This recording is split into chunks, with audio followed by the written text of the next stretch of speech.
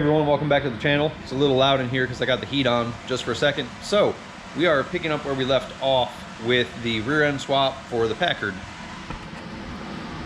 So quick recap, getting ready to bag the Packard. Can't use the rear end that's in it. So we have this 8.5 inch 10 bolt out of a 90 Silverado. I've already cut all the brackets off of it, cleaned both tubes. So what we're actually going to do today is narrow it. Hopefully all tonight. If not, I'll pick up again tomorrow. So the axle tube has some rust damage from where the original saddle sat for the leaf springs. So what I'm going to do is actually cut a section out here because I don't want to try to weld through whatever crap is growing in the metal here. So the first thing I have to do, take some measurements, and we're going to take out 2.5 inches on each side. So I'm going to get some like a manila folder, cut a 2.5 inch strip so that I can wrap the axle, square it, and then that'll show me my cut marks. I have to go inside and get a manila folder. I'll be right back with you. All right, so we have our piece of fiberboard cut. Now, first thing I want to do is we're going to take a straight edge like so, and I'm going to score a straight line covering all the areas I'm going to cut, so when I put the outside end back on, everything lines up straight. So I'm going to clamp this, scribe on both sides, and once that's done, I'm going to take a measurement from here to, I believe I said 9 inches, and then we'll go to 11.5 inches, wrap our cardboard around, mark everything, and then we're going to try to use this to cut it. So I think it'll cut straight. I hope it'll cut straight, and it should be fairly simple. I've got the rear end up on my little motorcycle jack, so I can kind of slide it in, and I'll show you a picture of that setup, but I'll go ahead and scribe my lines on both sides and mark everything, and then we will start to cut. Okay, so we have our scribe line, and what I did was I actually measured 8.5 from where the tube enters the center section out on each side. And what I think I'll do, since I'm using the bandsaw, is I'm going to wrap the cardboard or the chipboard around, tape it in place right at this line, and when I put it in the bandsaw, I'm going to kind of keep an eye on it and make sure that we're cutting straight. So it's important that the whole geometry of the rear end stays the same, and I'll show you a little bit more about that when I'm welding it back together. But my first cut is going to be to cut the ends off of each side, and then I'm going to put the cut off ends in the bandsaw, mark 2.5 inches back, cut again, and then I'll line everything up to weld it back together. So this is going to take me a few minutes to get set up, but I have my marks made. I'm going to get it set up in the bandsaw the best I can, make sure it's nice and level, square, all that good stuff. And then we're going to start cutting. All right, so here's the setup for the first cut. Got our axle square, have it level on the bed of the bandsaw, and that's about it. I'm just going to go for it. I'm not able to cut exactly where I wanted, mainly because the flange that holds the backing plate for the drum brakes will hit the back of the bandsaw. So I moved the whole axle this way, and I'll have 2.5 inches of room here where I can slide it forward, cut the other end off. The goal was to shove some rags down in there, so I'm going to do that just so metal shavings don't get into the pumpkin area. So I'm going to go ahead and cut this side, and then we'll cut the other. Wish me luck.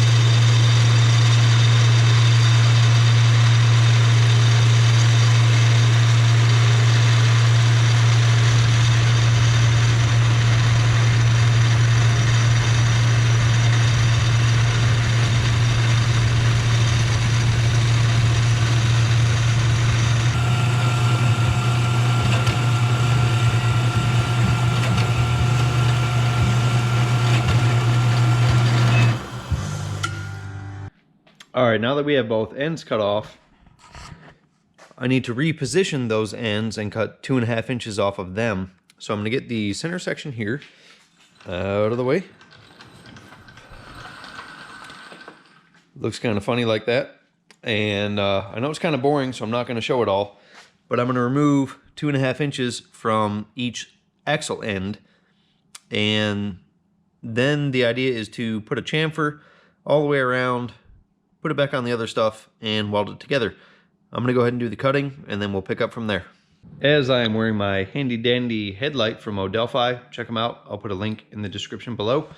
What I have done now is we have both ends cut off of the center section, beveled-ish, and I have the two outer sections ready to be beveled. So I'm going to put those in the vise to do that. Here are the pieces we cut out. You can see, same length on each side. This stuff's pretty thick, so that's why we are going to bevel before we weld. That way we get good penetration, everything turns out good. So once I bevel those, if I'm feeling rowdy, we'll go ahead and clamp everything up and start welding tonight.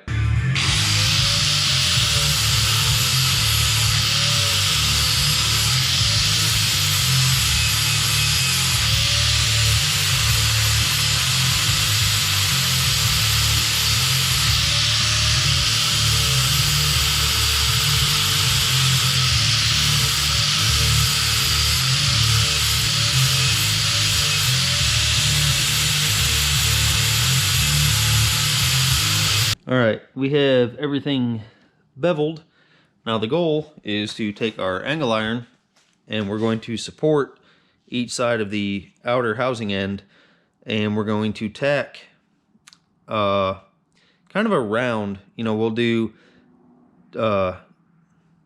6 and 12, right? 6, 12, then we'll do 9 and 3, and then we'll kind of tack around before we get wild with the heat, because what we don't want to do is weld this and get a bend to it. So we want to try to keep it straight the best that we can. I'm going to use the TIG welder because apparently I'm out of MIG gas, so TIG welder it is. And we're going to tack this thing together and then we'll get to welding. So I'm going to set it up, show you guys the setup, and then we will put the helmet on and start welding. Step number next. You can see we have slightly modified our angle iron here because I couldn't find any C-channel. So this is the next best thing. We have our scribe mark lined up. We're clamped tight on both sides. So the goal here is going to be to tack here and on the opposite side, move our clamps 90 degrees and tack again. And what I'll try to do is leave the clamps on for most of the tacking process because it's going to hold it straight for the most part. So I'm going to tack some stuff now and see how it goes.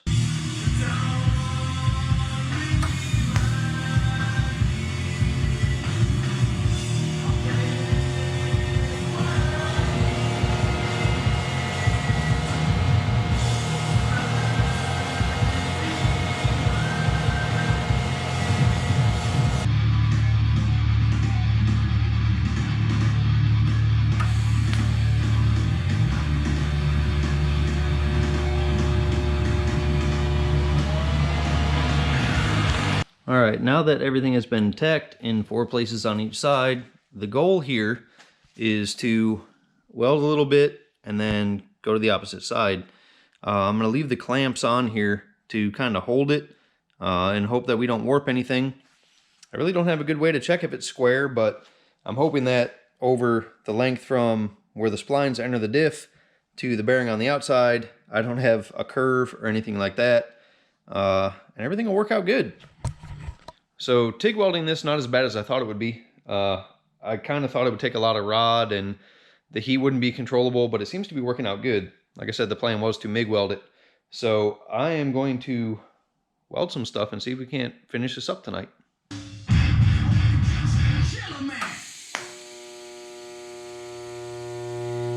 This holiday season, Lexus wants you to it's not just the podcast. It's more fun. Because no matter how much time you spend picking up the perfect gift, then you can group one to remember together. Experience amazing at your Lexus dealer.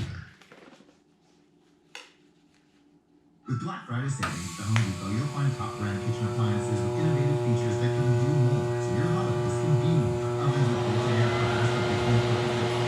Dishwashers with smart tech that clean everything from cookware to custom mugs. High-capacity refrigerators to keep leftovers fresh. All right, let me show you where we're at. So we are tacked good almost all the way around both sides. So what I'm going to do is finish what I would call the root pass. Then I'm going to go all the way around again, still rotating 90, 180 degrees, moving around, and do a finish pass. And this thing should be strong, maybe stronger than when it was brand new. But I'm going to wrap up this video, turn on the radio, and get some stuff done. So thank you guys for watching. This is how I narrow a rear end. So hopefully this is helpful. Hopefully you guys in the Packard community might get some ideas. So I'm hoping all my air ride stuff will be here before Christmas. So that's in 3 weeks, I think, from now. So I'm going to keep working on this. I'm going to finish this part up tonight. I should have the axles back from Mosier hopefully in 2 days, maybe 4 days, coming up on a weekend. So be sure that you guys check me out on Instagram. I try to post up stuff that I'm doing around the shop daily. And as always, thank you guys for watching, and we'll see you next time.